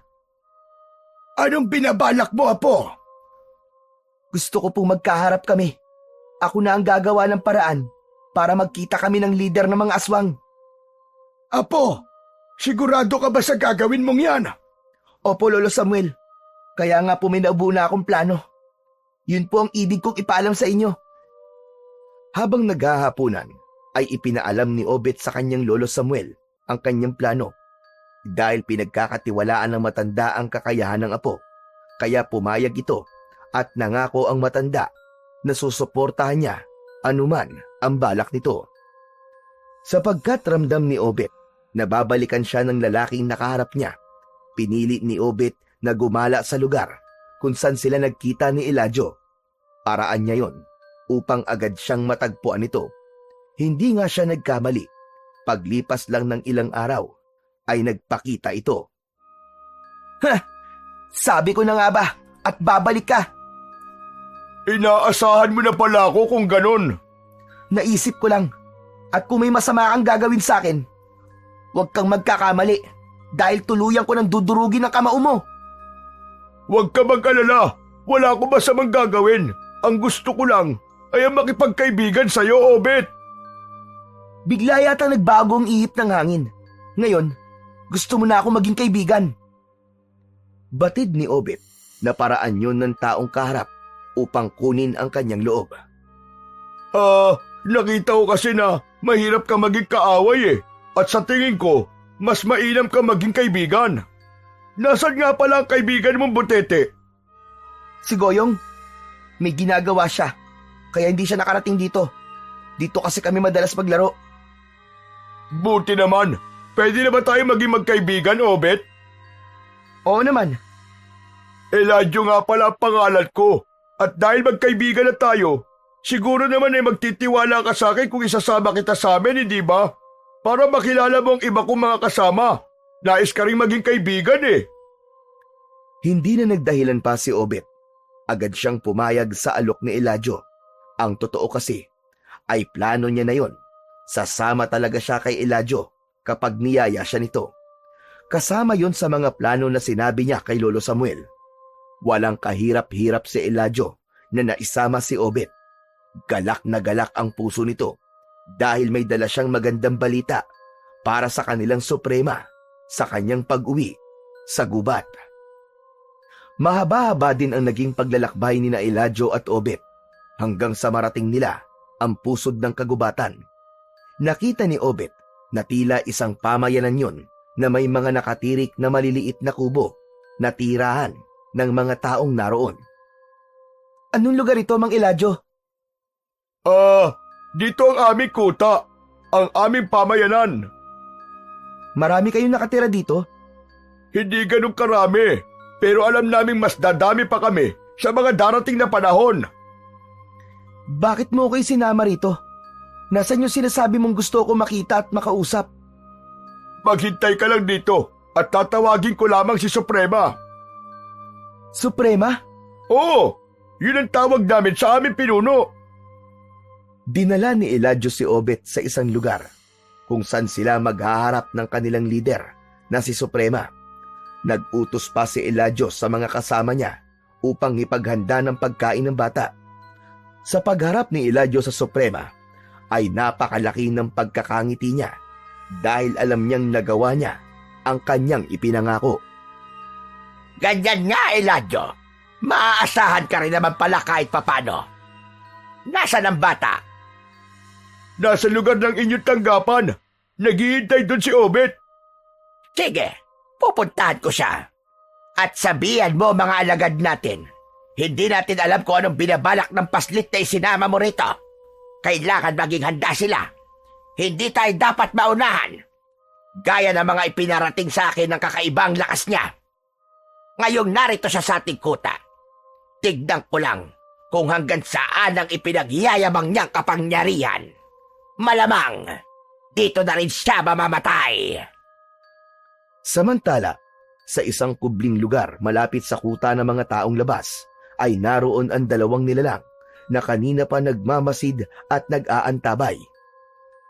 Dahil nga napagplanuhan ni na Obet at Lolo Samuel ang balak nito, kaya mula sa pagkikita pa lamang ni na Obet at Eladio, ay lihim na nagmamanman sina Lolo Samuel at Goyong. Sumunod sila hanggang sa gitna ng gubat. Lolo Samuel, anong gagawin natin? Baka may masama silang gawin sa kaibigan ko. Maghihintay muna tayo, Goyong. Saka alam kong pinaghandaan ni Obet ang pakikipagharap niya sa lider ng mga nilalang na narito. Isa pa alam niya ang kanyang gagawin. Malaki ang tiwala ko sa kanya. Pero Lolo Samuel, mukhang marami po sila dito. Di ba mga aswang sila?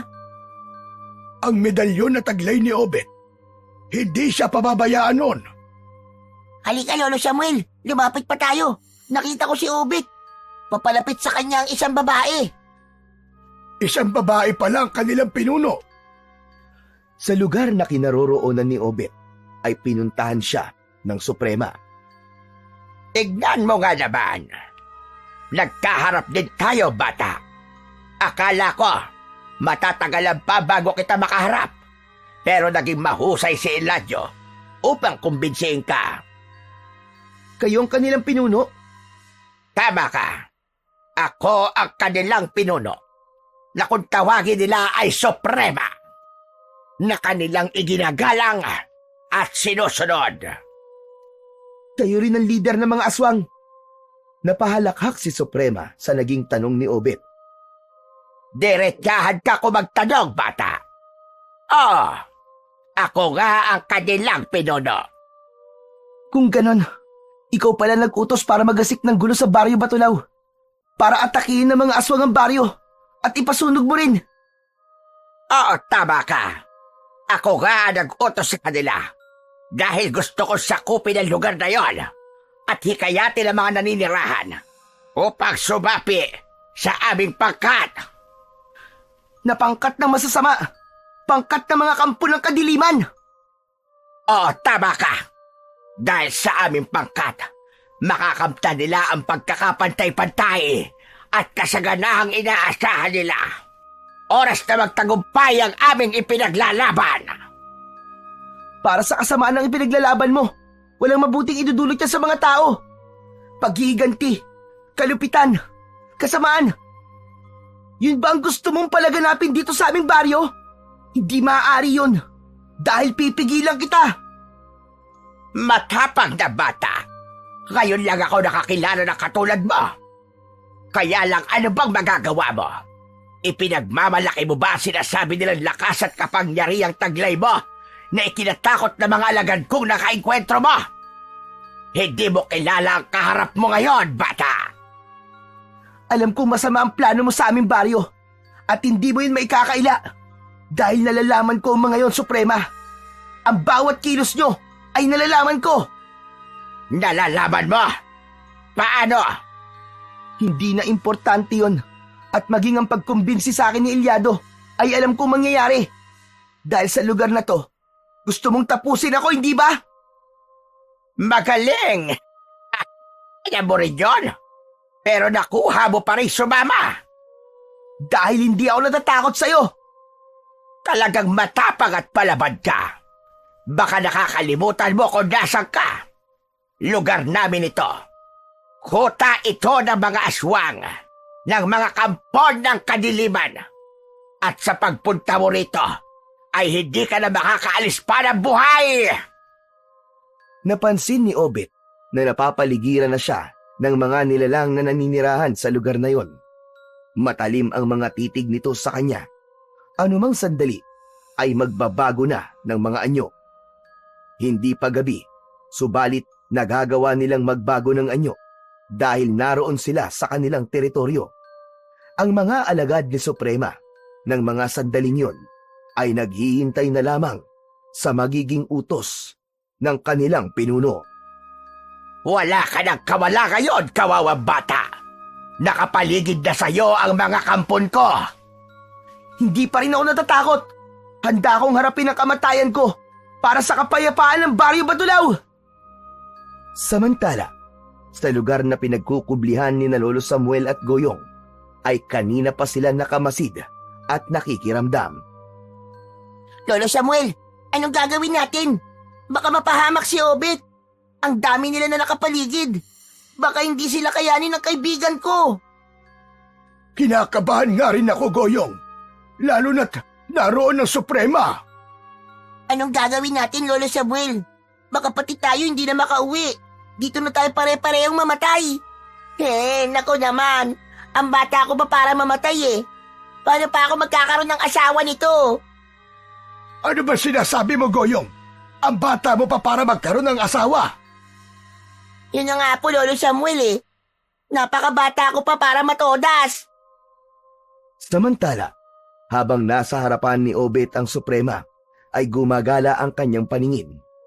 Tinatansya niya ang dami ng mga alagad nito, kung paano niya uumpisahan ang pagharap sa mga ito. Kinapa niya sa kanyang bewang ang punyal na itinago niya roon. Yun lang ang kanyang magiging sandata na gagamitin at ang medalyon na nakapaloob sa kanyang t-shirt. Kaya hindi yun napansin ng Suprema. Dahil sa ginawa mong pagsama kay Eladio, ay para mo na rin inihatid ang sarili mo sa iyong kamatayan. Pero bago pa ako ang humarap sa iyo, dapat dumaan ka muna sa aking mga alagad. Alam kong minsan mo na silang napatakbo, pero iba sa pagkakataong ito. Mas malakas at buo kanilang loob sapagkat nandito sila sa aming teritoryo. Sige mga alagad, bigyan ng leksyon ang hambog na paslit na ito. Akala mo siguro urungan ko sila? Nagkakamali ka, Suprema! Tama na, Satsat. Ipakita mo ngayon ang tapang mo. Nagsimula nang magbago ang anyo ng mga alagad ni Suprema. Mga aswang nakauri ng gabunan ang mga ito. Nagbago ang kanilang mga anyo at naging mabalasik at nakakatakot. Agad silang sumugod kay Obet na noon ay nakahanda na sa pag-atake ng mga aswang. Hinawakan ng maigpit ng bata ang punyal na tangi niyang sandata. Idinikit rin niya yon sa medalyon na nasa kanyang dibdib. Umaangil ang mga aswang na lumapit kay Obet. Gamit ang lakas ng isa niyang kamao, ay tumilapo ng isang aswang na tinamaan ng kanyang suntok. Ang iba naman ay natatamaan at nasusugatan ng hawak niyang punyal. Maging ang lakas ng kanyang paa ay nagamit na rin ni Obet. Sa lakas ng kanyang mga sipa, kapag tinatamaan ng kalabang aswang, ay bumubulagta kaagad ito. Kitang-kita ni Lolo Samuel at Goyong ang pakikipaglaban ni Obet sa mga aswang. Pinanood rin yun ng Suprema na hindi maiwasan ang humanga sa taglay na bilis at lakas ng bata. Subalit nalulungkot siya sa kinasasapitan ng kanyang mga alagad na tila isa-isang tumitilapon sa ere sa bawat suntok at sipa ni Obet. Nakita mo na, Suprema! Kakaiba ang lakas ng batang yan! Meron nga palang may pagmamalaki ang uhuging bata na ito. Maliit lang siya, subalit malakas at matapang.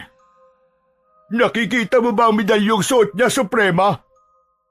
Ayun o! Hindi niya akalain na lumabas yun. Tinago niya sa loob ng kanyang t-shirt. Napansin ko rin yun, Eladio. Malamang, doon nagmumula ang kanyang kakaibang lakas. Tama kayo, Suprema.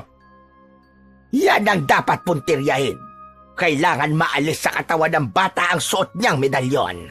Baka sakaling mapakinabangan din natin yon. Huwag ka mag-alala, mahal na Suprema. Ako ang bahala. Gagawa ko ng paraan upang maalis ko sa kanyang leeg ang kwintas. Oras na mailayo na sa katawan niya. Malamang, manghihina siya at yun na rin ang magiging katapusan niya. Habang abala sa pakikipaglaban si Obet sa mga natitira pang kampo ng kadiliman, ay umikot si Eladio. Nagbago ang kanyang anyo at naging ganap ding aswang.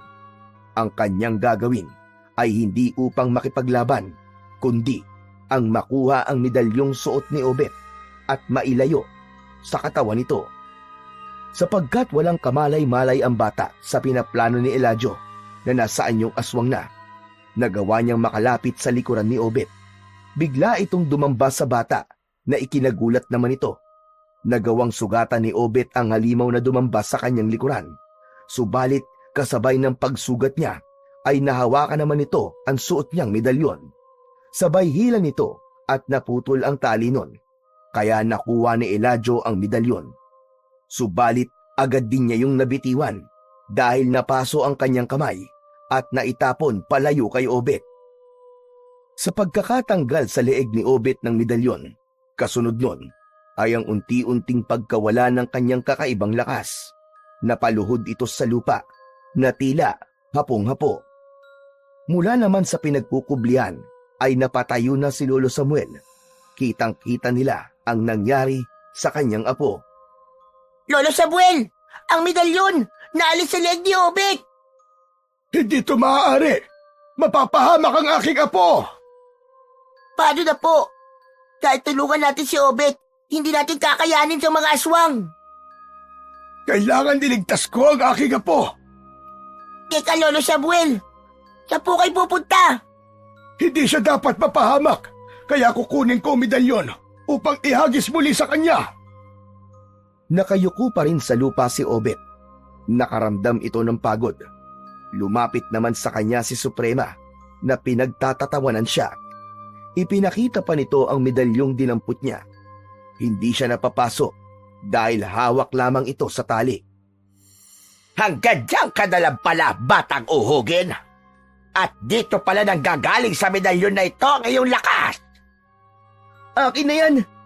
Ibigay mo sa akin yan! At bakit ko naman ibibigay sa iyo to, Aber? Hindi mo na ito makukuha pa sa akin. Pero mukhang wala itong bisa sa gaya namin. Kaya hindi rin namin ito mapakikinabangan. Kaya nga, ibigay mo na yan sa akin! Huwag kang ang hibang. Nakikita ko kung paano mo pinahirapan ang gusto mga alagad ko. Pero tama na yung nakita ko ang husay mo. At ngayon naman, ay oras na para gantihan ka. Hindi ko gagamitin ang lakas ko para tapusin ka. Kundi, nariyan ang iba ko pang mga alagad para tumapos sa'yo. Suprema, ako na lang ang gagawa nun. Mas mainam, Eladio. At ako naman ay manonood lamang. Titignan ko kung paano mo tatapusin at parurusahan ang paslit na hambog na ito.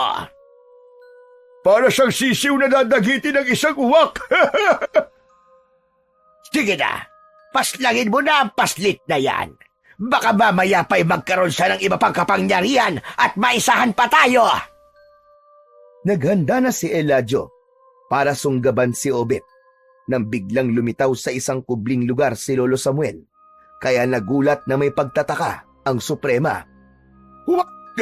Maawa kayo sa apo ko! Huwag niyo siyang sasaktan! Huwag niyong papatayin si Obet! Aba, sino ka bigla na lamang susulpot dito at ibig makialam? Ako ang lolo ni Obet. Huwag mong saktan ang apo ko, nakikiusap ako sa iyo. Ako na lang ang saktan niyo! Ako na lang ang patayin niyo! Huwag lang ang pinakamamahal kong apo! Yung medalyon, sige na! Sa inyo na yon! Huwag mo lang patayin ang aking apo! Aalis kami dito, pangako yun! Lalayo kami! At hindi na kayo pakikialaman pa! Pang nakikiusap at nagmamakaawa si Lolo Samuel kay Eladio na isang aswang ng pagkakataong yun, ay kanina pa pala nakamasid sa matandang lalaki si Suprema. Matamang pinagmasdan ang lolo ni Obet. Napakunot ang noo nito at tila may gustong tiyakin. Ikaw ang Suprema! Ikaw ang kanilang pinuno! Kaya sa'yo ko nakikiusap. Alam ko nasa kamay mo ang kaligtasan ng aking apo. Kaya nagsusumamo ko at nakikiusap. Huwag ang apo ko. Siya ang buhay ko. Mahal na mahal ko siya. Sandali lamang. Ano ba ang pangalan mo, tanda? Ako ho si Samuel, ang lolo ni Obet. Natahimik ang Suprema. Nakatitig lang ito kay Lolo Samuel at ang paningin ay idinako rin kay Obet na noon ay tahimik na nagmamasid lamang. Saglit na napapikit ang bata. Meron siyang nakita sa kanyang balintanaw. May kinalaman yon sa mga nangyayari sa pagkakataong yon. Tumingin ang Suprema kay Eladio at nagbigay ng utos. Eladio! Iwan mo ang bata! Layuan mo siya! Suprema, huwag mo sabihin na tangay ka sa drama na matandang yan. Nagpapaawa lang yan sa'yo. Baka may iba yung pinaplano. Hindi, Eladio. Alam kong totoo kanyang sinasabi. At mahal na mahal niya ang kanyang apo. Suprema, lumalambot yata ang puso mo sa maglolo na yan. Ano ba nangyayari sa'yo? Abay, hindi ka naman dating ganyan ah. Saka, hindi ka dapat nagpapadala sa kanila.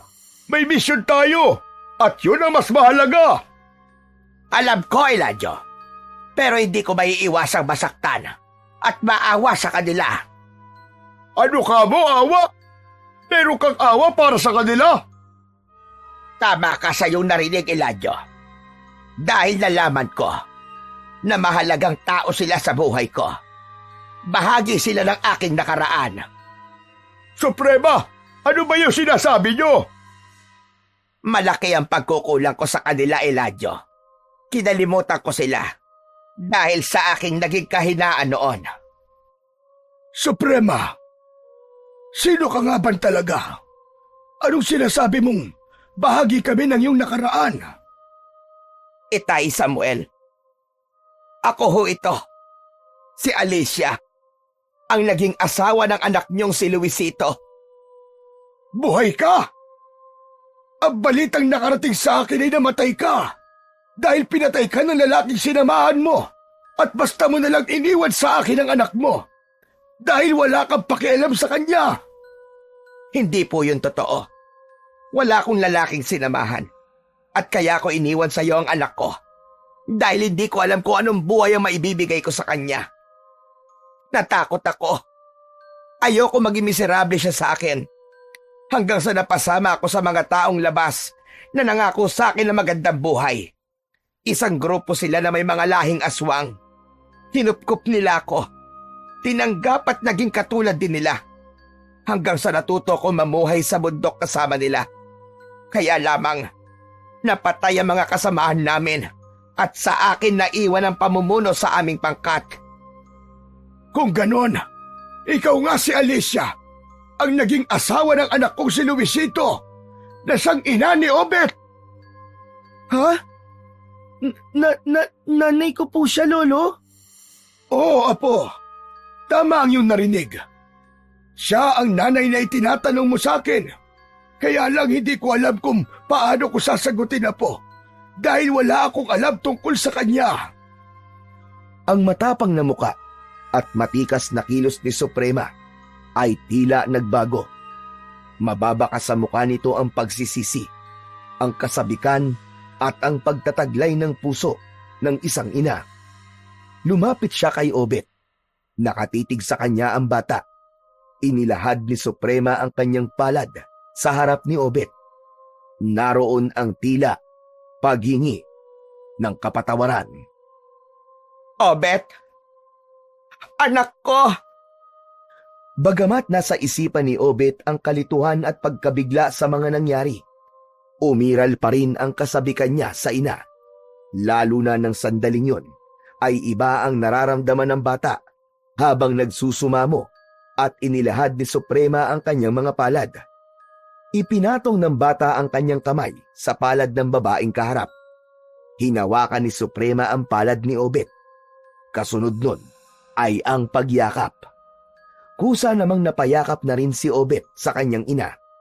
Ibang-iba ang kanyang pakiramdam nang yakapin siya ni Suprema. May binubulong ang kanilang mga puso. Obet! Obet, anak ko! Patawad! Patawarin mo ko, anak! Nanay! Nanay ko! Hindi na rin kinaya ni Lolo Samuel ang tagpong nakikita niya. Naramdaman na lamang niyang tumutulo ang kanyang luha mula sa kanyang mga mata. Hindi dahil sa kalungkutan, kundi dahil sa sobrang kasiyahan. Sapagkat magkakaroon na ng katuparan ang matagal nang inaasam-asam ni Obet na may tawagin itong nanay. Sa pagkakataong yon, ay tunay niyang ina ang kanyang kayakap. Mula naman sa hindi kalayuan, ay nakikita rin ni Goyong ang mga pangyayari. Napaluan na rin siya nang makitang umiiyak ang kanyang matalik na kaibigan. Ang mga nilalang naman na naroon sa kuta ng mga sandaling yon ay unti-unti nang bumalik sa pagiging tao. Bagamat bahagi na ng kanilang pagkatao ang pagkakaroon ng matigas na damdamin dahil sa pagiging kampon nila ng kadiliman, ay tila lumambot pa rin ang kanilang puso sa eksenang kanilang nasaksihan. Sapagkat gaya ni Suprema, may kanya-kanyang kwento rin sila tungkol sa kanilang buhay. Meron din silang pamilyang pinagmulan bago pa sila napadpad at naging bahagi ng pangkat na kinabibilangan nila ngayon. Lolo Samuel, ito po pala yun. Ang alin, apo? Ang nakikita ko po sa aking balintanaw. Ang pangyayaring ito na pagharap namin ng isang babae. Subalit malabo lamang at hindi ko ganap na maunawaan. Ibig mong sabihin nakita mo ang pangyayaring ito, Obet? Opo, nanay. Kaya lamang po, hindi ko po yun masyadong maunawaan. Pero ngayon po, malinaw na po sa akin ang lahat. Obet, anak, napakalaki na naging kasalanan ko sa inyo. At gusto kong makabawi. Babawi ka sa anak mo. Nakakalimutan mo na yata kung sino ka ngayon, Alicia. Matagal na panahon na rin akong nasa kadiliman at walang kapayapaan. Inakala ko na wala nang puwang ang pagbabago para sa akin. Subalit, dahil sa pangyayaring ito, nang makita ko ang aking anak, may pagkakataon pa pala para hangarin kong magbago. Sigurado ka ba sa sinasabi mong yan? Opo, Itay. Ako ang Suprema at alam ko kung ano rin ang nasa puso ng aking mga kasamahan. Lahat sila ay susunod sa akin, lalo na kung ito'y para sa ikabubuti namin. Medalyon, nasaan? Narito po, Itay. Ibinabalik ko na po sa inyo. Sadyang ito'y para kay Obet. Pero ngayon, hindi lang ito para sa aking apo, kundi itong gagamitin natin para matulungan ka, Alicia, at 10 na mga kasamahan mo. Sandali lang. Ano pong ibig niyong sabihin, Itay? Maaari nating subukan ang kapangyarihan nito, lalo na kung ang hangad niyo ay ang pagbabago at kapayapaan. Hinawakan ni Lolo Samuel ang medalyon at umusal ito ng dasal. Taimtim yun upang humingi ng tulong at gabay. Saglit pa ay nagbigay ng kulay puti at nakakasilaw na liwanag ang medalyong hawak ni Lolo Samuel. Gumapang ang liwanag ngayon at enerhiya mula sa medalyon sa lahat ng nilalang na naroon sa lugar na yon. 2 ulit na dinaanan sila ng liwanag at pagkadakay, biglang nawala yon. Pinagmasdan ni na Obet at Lolo Samuel ang itsura ng mga naroon. Nawala ang tila dilim na dati makikita sa kanilang mga muka. Napalitan yon ng maaliwalas na itsura. Ganon din si Suprema. Malaki ang ipinagbago ng itsura nito. Ang mabalasik at matigas na anyo ay nawala. Ibang-iba ang pakiramdam ko ngayon. Inalis ng medalyon ang itim na espiritu na lumukob sa amin. Nagkaroon ng bisa ang medalyon. Tinulungan kayo para makapagbago at simulan ng isang bagong buhay tungo sa kabutihan at kapayapaan. Lolo Samuel, ibig bang sabihin ito? makakasama na natin si nanay sa pag-uwi natin? Oo, apo. Hindi ka naiiwan ng iyong nanay. Yumakap si Alicia sa anak. Ngayon, mababaon na sa limot si Suprema. Kundi siya na ngayon, si Alicia, ang ina ni Obed. Gagawin ko ang lahat, anak, para makabawi sa mga panahong hindi tayo magkasama. Salamat po, nanay. Ang saya-saya ko po. May nanay na akong ipagmamalaki sa mga kaibigan ko. Pagbaba nila ng kagubatan, kasama ang mga dating tauhan ni Suprema, ay umaasa sila sa isang mas magandang buhay na kanilang inaasam-asam. Tapos na ang pagpapaalipin sa kasamaan at pagtataglay ng isang prinsipyong ipinaglalaban na walang malinaw na patutunguhan. Handa na nilang harapin ang tunay na pagbabago para sa ganap na kapayapaan at katahimikan ng kanilang buhay. Dahil sa impluensya ng iba, ay nahuhulog minsan ang mga tao sa maling pananaw at paniniwala na hindi nila iniisip na ikakapahamak nila. Subalit alam natin na sa bawat nagiging pagkakamali ay naroon ang pagkatuto upang mas maging mabuti tungo sa tunay na pagbabago.